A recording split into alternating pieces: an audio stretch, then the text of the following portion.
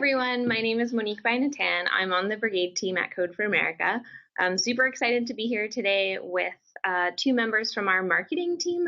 They're going to be sharing some press tips. We just thought it'd be a really great chance for us to get together and talk about National Day. As we know, in the past, National Day has gained a lot of traction on social media and in the media. And so we wanted to make sure that if you all had any visitors who were going to be coming, who wanted to talk to you or your leadership or your brigade members, that you were sort of ready to have that conversation. People, every situation is different. People usually run into interesting situations, and so we just thought it'd be a great chance for us to have a space where we could talk about each other's experiences and ask each other questions. When we've had these external visitors come and they're putting a recorder in front of you and it's a little bit stressful. So they're going to be, this is not their first National Day. Jamie, Alexis, and Zoe have loads of experience with this. They've put together a great deck of tips that they're going to be sharing with you. They'll have plenty of time at the end for questions. So please be sure to ask them if you have any. So with that, I'm going to hand it over to Zoe, who's going to share her screen, and she's going to share the presentation with you all. Okay. I'm going to share my screen now.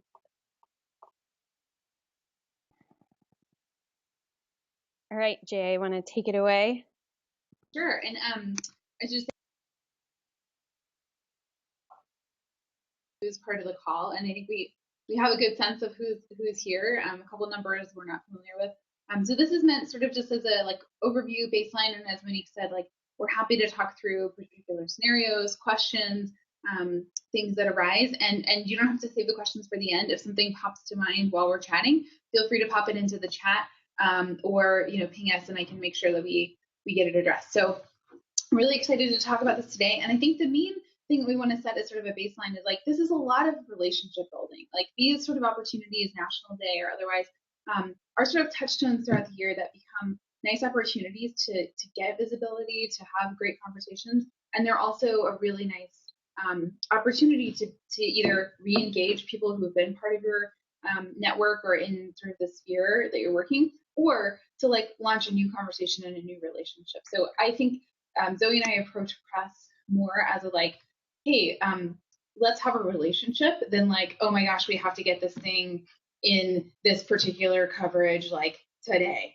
And it doesn't have to be intimidating. It's just people to people and having a good relationship with others. So walk through a couple things. So for those of you who don't know, Zoe and myself, I'm our director of marketing, and Zoe is our phenomenal marketing manager. We both have a variety of press experience. The way in which we traditionally sort of break out requests around press is that I handle a lot of our national and larger press. So if the New York Times calls, or this morning Politico was interested in having a conversation with Jen, I handle those requests, and Zoe tends to work with local and government-focused outlets. So GovTech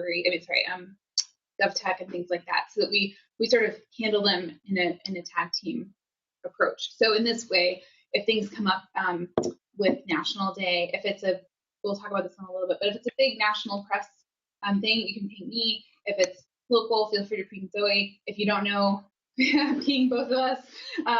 We work pretty easily and really well together, so happy to both be available. So let's jump right in. So the goal of some of what we're talking about today is to be really thoughtful about staying on message and guiding an interview to success. So what does that mean? Really, with any sort of conversation, you want to have a sense of what you want to say before you start that conversation, because you want to have some sort of idea in mind of what you want to achieve in having that conversation. And if you feel like you can't achieve it, you don't need to have that conversation. This changes a little bit with events like National Day, because sometimes you don't know that someone is going to necessarily show up, or you might be caught a little bit off guard, but we're going to talk about ways to plan for that. Go to the next slide, Zoe. So what we're going to cover, when to say no, and yes, it is totally appropriate and okay to say no and to say that you don't know. We're going to talk about some tools and tips if you want to say yes. We're going to talk specifically about some National Day pieces. We'll answer questions again at any point, and we'll also do some practice. Hi, this is Zoe. I'm going to go right into a few of the key pieces that Jay mentioned. The first one is know when to say yes or no. And as you can see by the two dogs on the screen, one dog is like super ready to have this conversation, ready to do it. The other one, it's a bit of a stretch. So first evaluate whether the conversation is worth it to you, whether it's going to fulfill goals of your brigade. And just know that you don't have to say yes to every media request. Will this move your goals forward? Do you have time to be responsive? That's a big one that I always ask myself. Do I have time to really devote to this relationship with a journalist? Do I have time to be responsive? Do I have time to be thoughtful? And then will the particular outlet help reach key audiences for your organization? A lot of the times we say no to particular outlets because they just don't fit our audience goals. And we know that with a smaller team, we can really focus our energy on outlets and conversations that will move our audience goals forward. So let's say you said yes. Congratulations. Now what? We have a press tips guide that's in that link right there. And it pretty much walks through everything that we're going to talk about here, but in a lot more detail. So check that out. Let us know if you have questions. I believe you can comment in that doc, and I'll double check the sharing settings. And then we'll respond either in this conversation or outside of it as you look through it. So before the interview, any time you have a conversation with the outlet or with a reporter, make sure that you know exactly what you need to deliver. So like Jay mentioned, first and foremost, if it's a top tier media outlet, like if it's the New York Times or the Washington Post, just ping Jay or myself and let us know that you're in conversation with them so we can be as supportive as possible. And I know that for National Day, everything's moving really quickly, but I'll be online. We'll both be online, and we can help support you through that process. So after you've identified that, I always like to research the reporter before I have a conversation with them, sometimes even before I say yes to them. You can do that in a variety of ways. The first thing I do is look at their Twitter to see what they've covered in the past, how they covered it. I look at their clips to see kind of what kind of angles they take. It's always good to know if they're a little bit snarky, just so you know that before you go into the conversation. And then remember to think ahead. Know, like Jamie Alexis mentioned, know what your message is, what your goals are, and what you want to get out of that conversation. And anytime you have a conversation with a reporter, make sure that if you're gathering information from your core team members or from people working on projects at National Day, and you need particulars about that project or particulars about your team, let them know that you're getting stuff for a reporter so they know that it's going to be on record. And let someone know that that information is going to be used in a public way. And make sure to practice. So make sure, like we talked about, having your key message ahead of time and just practice what you want to say with a reporter. And this might be a little bit on the fly at National Day if you have local reporters coming to cover what you're doing. But remember that reporters and journalists are people just like you. And they're at National Day because they're really excited about what you're doing. And we find that a lot of local reporters are sometimes the brigade's biggest advocates because they're really excited about the work that you're doing. And a lot of the work, particularly around open data, is complementing what they're doing. So think about them. Make sure you remember that reporters and journalists are people too.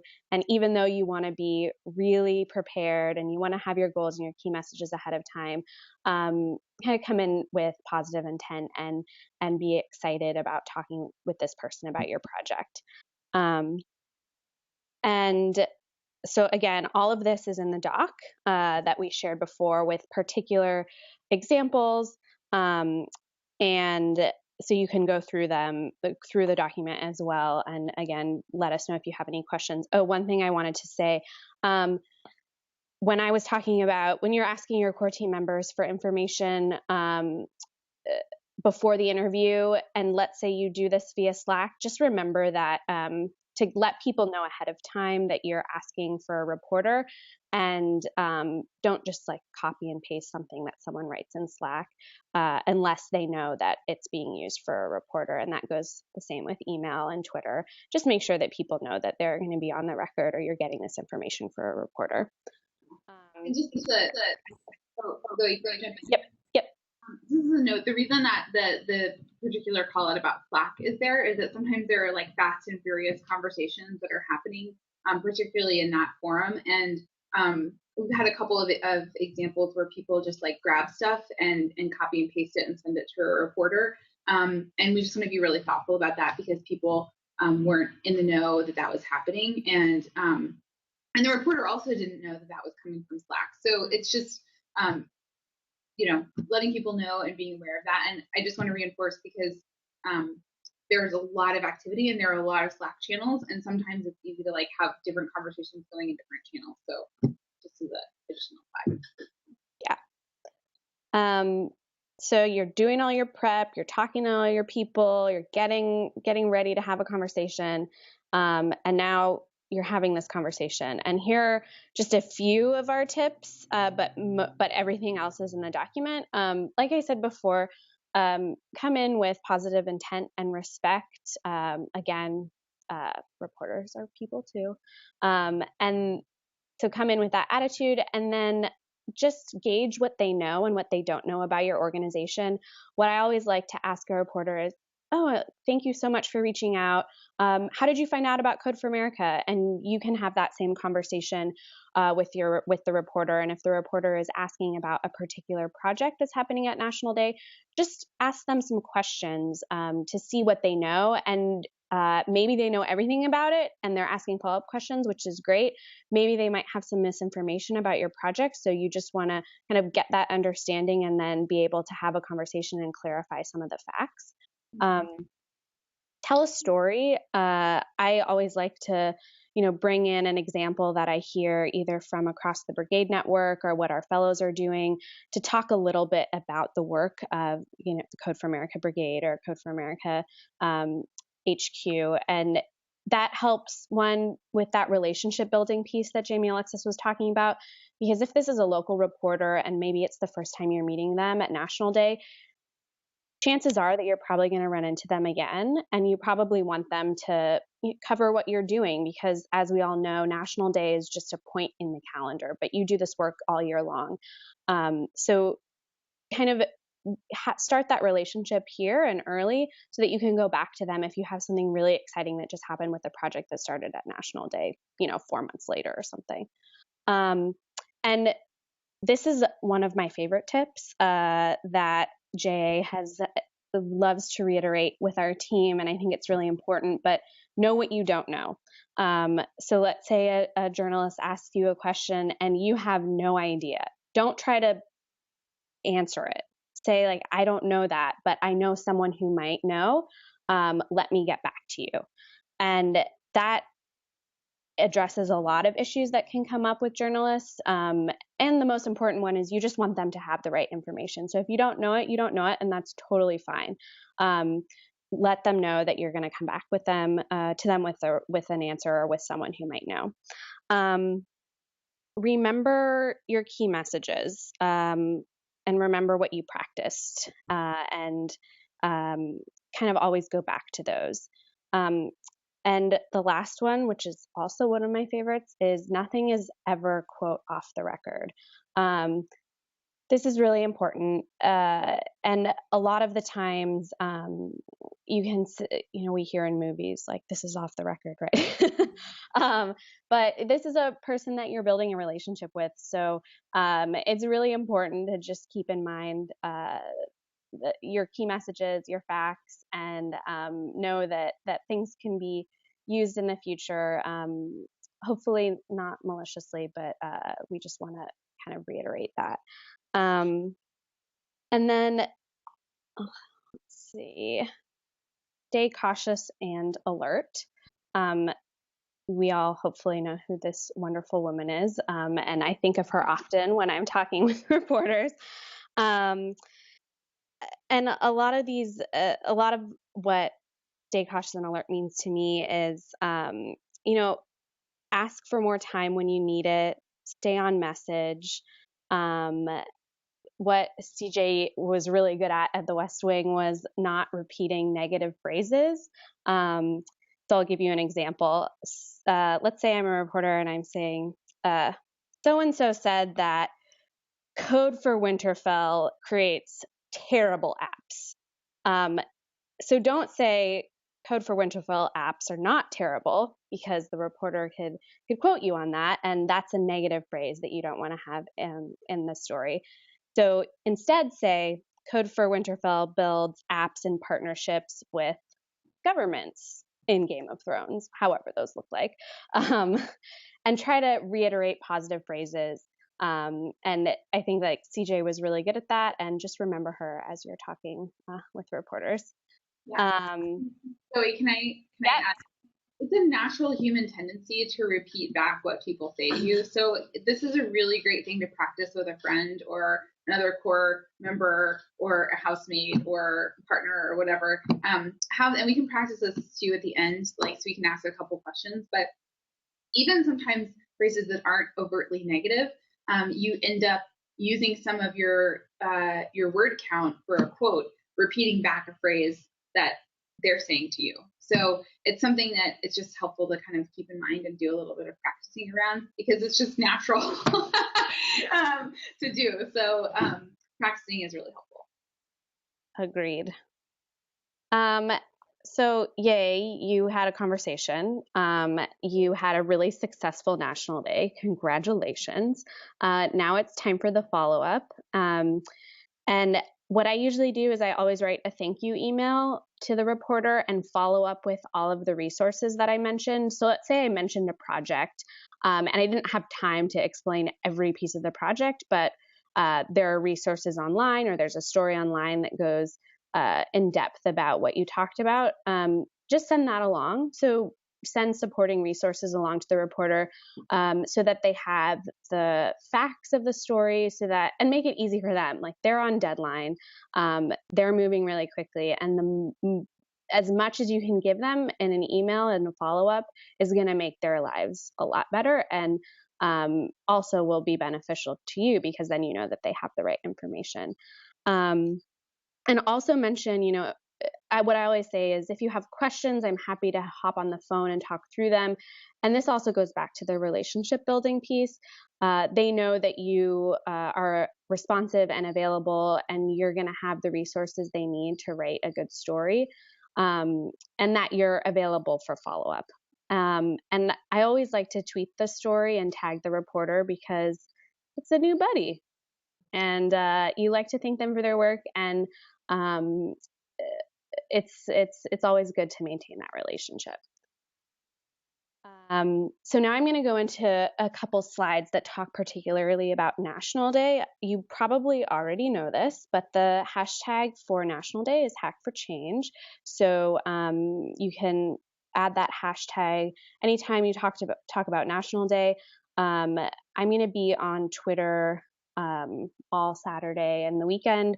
And most of what my job will be doing is just retweeting all of the great things that the Brigades do, because this is your event, and we like to talk about the great work that all your organizations are doing. So remember to include that hashtag, or you can tag us if you're posting images, or you can put it in the Brigade Wins Slack channel. There are a variety of ways that you can kind of let me know what's going on, so I can make sure to share it with the broader network. Also, there are marketing resources on the National Day page. They're right here. There are posters, email banners, postcards, logos, all of like a variety of things that you can use. If you have any questions, there's an email on that page that you can use. You can also reach out to me or Jamie Alexis on Slack and just let us know if you have any questions. questions. Yeah, I also just wanted to add that we have sent out swag packages. Today's the last day where we'll be sending those out. So you should expect those in the mail. Just keep an eye out. They should be arriving soon. But we've sent pins, stickers, wristbands, actually a variety of different stickers. Yeah. Cool. So now we've come to the part of the presentation where we can have an actual conversation and talk about what's going on with your brigade, and if you have any questions about what we presented, or if you actually wanted to share an example of something you're dealing with now with a journalist, or any PR questions you may have.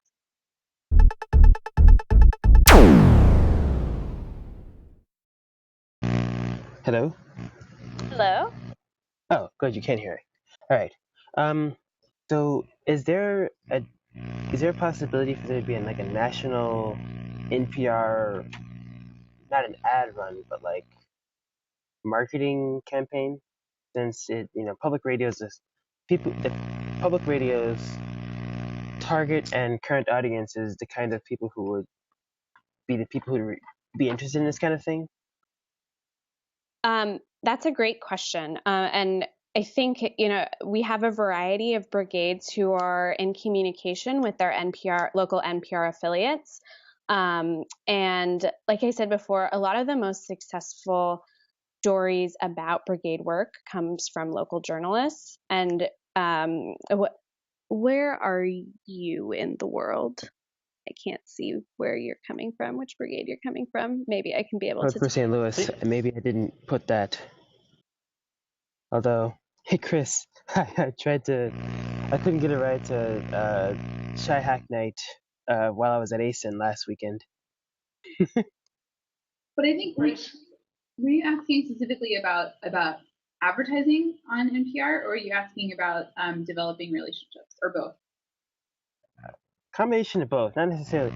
Like, there's the potential for an ad read, but there's also potential for like a story, a Code for America story that could be run on NPR, like one of the national segments, and then we could have information about our individual brigade events at our local NPR stations.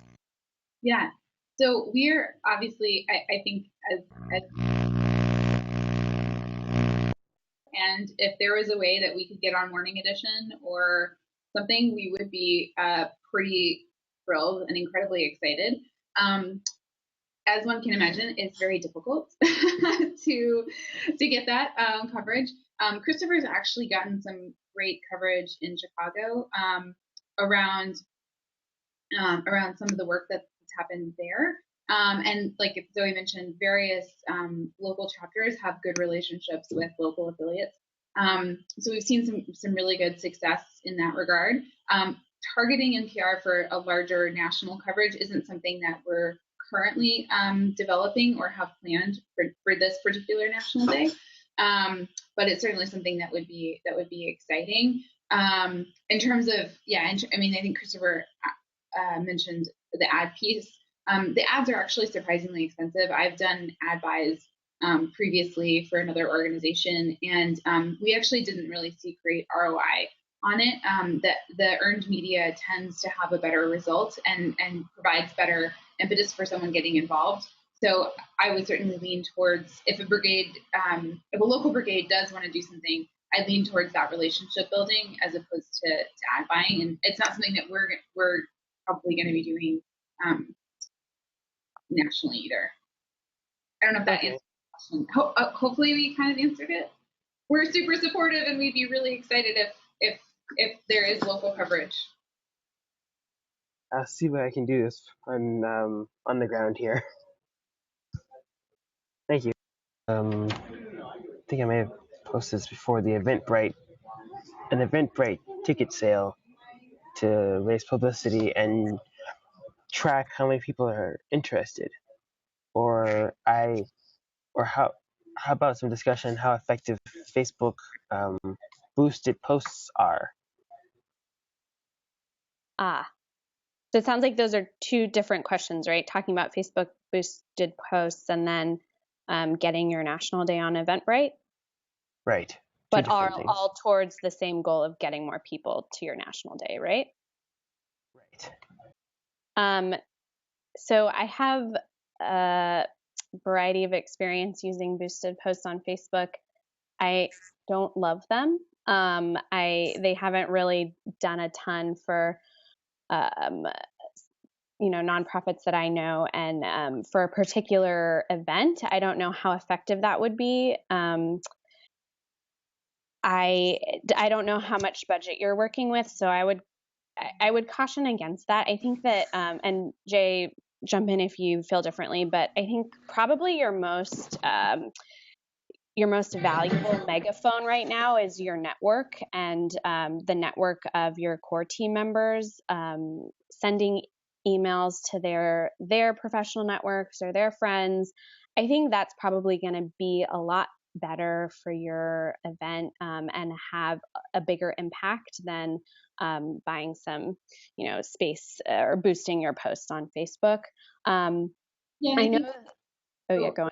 Can I interrupt for one second? I would say, I think it's a little bit, to add on to what Zoe was saying, it's a little bit of sort of like, where are the people you're most interested in attending, hanging out? And what we found, at least for a lot of Code for America's network, we have fewer engaged people on Facebook than we do on Twitter, and we've had a lot more success with engaging people and driving energy and attention through Twitter than through Facebook. Now, what's interesting is that we actually see a lot more government engagement on Facebook and a lot more sort of like quote unquote like technologists or larger community members on Twitter. And that we could talk about why that is or why it's not, or but it's kind of funny because in addition to Dave Garino's dad, who's really active on our Facebook page, we also just see like a lot of government staff tend to share what we post on Facebook, and I think spend more time there. So it kind of depends. I would start with sort of where does your network spend time, or where does your do some of the people that you're interested in coming to the event tend to hang out. And so if that is Facebook, maybe it does make sense to do some boosted posts, and you can see sort of like you look through and see like who's engaged or what channels they've come through before. You could see like, is that Twitter, is it Facebook, have people come through Eventbrite. We've actually had some success with events that we've done in San Francisco and posting on Eventbrite, because there are people who regularly look at events across the Eventbrite landscape in San Francisco and use that as their means of finding things. So that can be a great avenue for engaging with new people who might not have worked with the local brigade up until this point. So I'm happy to brainstorm some other ideas offline. I think it can be pretty specific to what's happening on the ground for you, and maybe this is more of like a marketing question, but it's sort of like, a very marketing answer, I would say, but it's sort of like, who do you want to be there and where do they hang out and how do you target accordingly? And there are a lot of different ways to do that. And that's sort of an ambiguous answer, but it may be a little bit more specific. Yeah, and I'd add to that, along with, knowing who you want to be there and where they hang out, is it taking advantage and like tapping your partners in the space. So let's say you're trying to get people who are in the health space, the public health space. Who around you is organizing people in that space, and how can you partner with them to go where those people are? I see. I have a press question. Okay. Yeah, we can hear you. Okay, cool. Just wanted to make sure. So our brigade is brand new, just kind of starting off in the past few months. And there have been some kind of criticisms from the public, and not of our brigade, but of kind of the government initiatives that our brigade is kind of working under right now. And I was wondering what advice you have for handling press criticism of like the municipality or of the government, of kind of like turning that and making sure that we keep away from getting into that drama, but we're still able to emphasize what Code for America is and what it's doing for the community. Yeah, that's a great question. And I guess I would I would start by asking if there are any other brigade members who've had a similar experience who want to share. Zoe and Christopher and Monique and I can share examples as well, but I think if there's anybody from another brigade who wants to share an experience of that. We recently had a hackathon where we invited members of not only the state representatives, but also the local attorney community to judge the hackathon itself.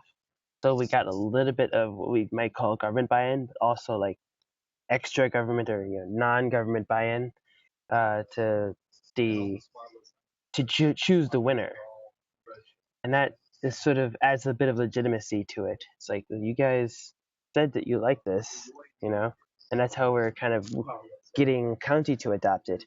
However, so that it's happening. Mm-hmm. Yeah, I think that's a great example around sort of like how to address the criticism piece. I think there's definitely a lot of value in having the buy-in from government. I would also go back to some of the points that Zoe walked through, which is really staying in what you know and your expertise. So each brigade is an expert in the work that you're doing, but not necessarily, unless you are yourself a member of government, working in government or the government perspective. And so as an example, when we get questions about our work or government partners, we provide intros and opportunities to connect with our government partners, but we never speak on behalf of that government partner. So to use like a, I don't know if I can do as good of like a Winterfell example. I actually don't know Game of Thrones, so I'll probably really screw it up. But like, let's say someone's like, criticizing a government partner and the work that's being done, then I think we'd go back to the like, well, this is who we are, and this is what we're doing. And we love work. Not love. It depends whatever word you want, but like we are really appreciative of our government partner, and they've been. You could describe like the ways in which you have worked with the government partner, and then suggest an introduction to the government partner you're working with, and let the government partner or their communications team address that particular facet of it. Most governments have some sort of communications point person, and it's often really helpful to give them a heads up that maybe that request is coming. So, for example, if a journalist shows up at National Day and is like, hey, brigade leader, the government's faced all this criticism, you can say, like, you know what, we're really here today to be excited about the work that we're tackling during National Day, and like, here's an example of the projects. Like, reorient it back to your message, stay in what you know, and then recommend that they follow up with a government partner, contact that communications staff person or the government partner and say, like, hey, this particular reporter was visiting and they asked these questions, and just as an FYI, they're going to be following up. I think you want to try to both stay on message and stay in what you know, and make sure that you don't speak on behalf of the government, and that you, I think, in terms of relationship building, give that government partner a heads up. That's sort of the rough framework, without going into specific examples that I would lean towards. But I think there are a lot of different variations of what that could look like. And we certainly have a variety of government staff who are really active in brigades. And so it might look different if you are, in fact, that member of government. And that scenario could be a little bit different. Is that helpful? I don't know the names of the person. No, that was super helpful. So as a follow-up, would you say that if we have members of our core team or members of our team in general who are part of government, that's like a good thing? Like, in a general sense, is that something we'd want to emphasize, or is that something we kind of want to de-emphasize? Steer clear of kind of like showing up as too government-based, I guess. Pro-government? You're worried about looking too pro-government to an anti-government press, or too anti-government to a pro-government press? Yeah, specifically to pro-government to an anti-government press, I would say. So our Gainesville core team has two members who who work for the cities, both of whom are, like we don't necessarily like work in policy or anything like that, but we do work for the city. So I just want to kind of understand where we should stand on that. Like, we've been kind of told by the city, don't answer questions as a city representative while you're doing this, unless we've explicitly discussed those kinds of things. But I'm wondering if we play it by ear, or if we should default to, hey, this is a really great citizen and city collaboration, and evidence of it is the fact that we even have some core members from the city on our team, or if we should kind of steer clear from that kind of verbiage. No, I think you want to stick to your message and what you feel comfortable with. And if that particular reporter has a really negative perspective, going back again to some of the points, you can choose to say no or not have that conversation. If you feel like no matter what you're going to say or no matter what your message is, they're just not going to get it, you can feel free to decline, and you don't have to invite them, to the event. That being said, I think there's a great example from one of our team members, David, who actually, was a fellow, and he's worked with a number of different brigades in his various capacities at Code for America, and he also is a former journalist, and he talks about how before he really understood how government worked, I think he had a little bit more of a poking or maybe like negative perspective, and it was only when he sort of started understanding that, like, hey, as a journalist, I ask X, Y, or Z of a local government, it's actually like really challenging for them to figure this out. It's not that they have that intent or that they're trying to like do something that's not working. I mean, I think some of it really comes down to empathy and understanding on the other side. And so if there's somebody who's writing about something and they have a particularly strong viewpoint on it, and you're able to give them an example or a story or an illustration of like, hey, I hear where you're coming from, and this can be really challenging. Let me paint a picture of why this has been challenging, and what we're doing to work on it. That can go a long way for them understanding the elements involved in that particular challenge. And again, so we're talking in like ambiguous examples here. I'm trying to think of a good like specific example. I don't know, Zoe, if there's one that comes to mind for you. When I was thinking about your particular situation with a couple government staff on your core team, I would practice with them to kind of hone their story and their key message. So along the lines of what Jamie Alexis was saying, a lot of the times when we tell stories of our fellowship projects or projects that we're working on, we like to put the government staff as the hero and really talk about what they're up against. And I think that would be a great set of key messages for your government staff, core team members to practice, to talk about like really what their kind of day-to-day job is like, and how being at the brigade is helping them to achieve those goals. And again, like Jamie Alexis said, you definitely do not have to say yes, but I think maybe practicing those key messages might be helpful for your government staff who are sitting on your core team. And again, like it's all about empathy and understanding really what the job is like.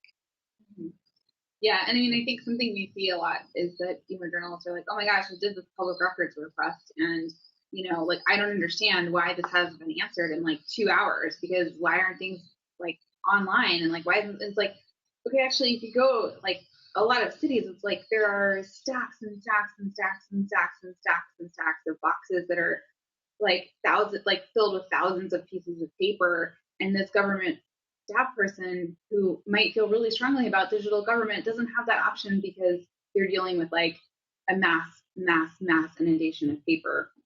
And like sometimes the person on the other end just doesn't have that insight. And that's sort of yes, again, like an ambiguous sort of example, but it's one that happens all the time. And sometimes it's just not an understanding of like, I think sometimes people are surprised when they really see like and understand what's happening on the flip side of a request that might be coming in. Awesome. Thank you. Cool. Well, yeah, feel free to reach out to Christopher or I or Jamie, Alexis, or Zoe. We'll be more than happy to walk through any kind of situation that you may be in. And we're here to support you. We're more than happy to help you out for anything that you might need coming up to National Day or even during National Day. All of us are going to be online and we'll all be available. So don't be shy, and please reach out to us if you have any questions or if you run into any issues or if you just want to run something by someone else just as a gut check. We're happy to do that. This is recorded. It's going to be posted online, and you have all our contact information, so please feel free to reach out. Thank you so much for joining.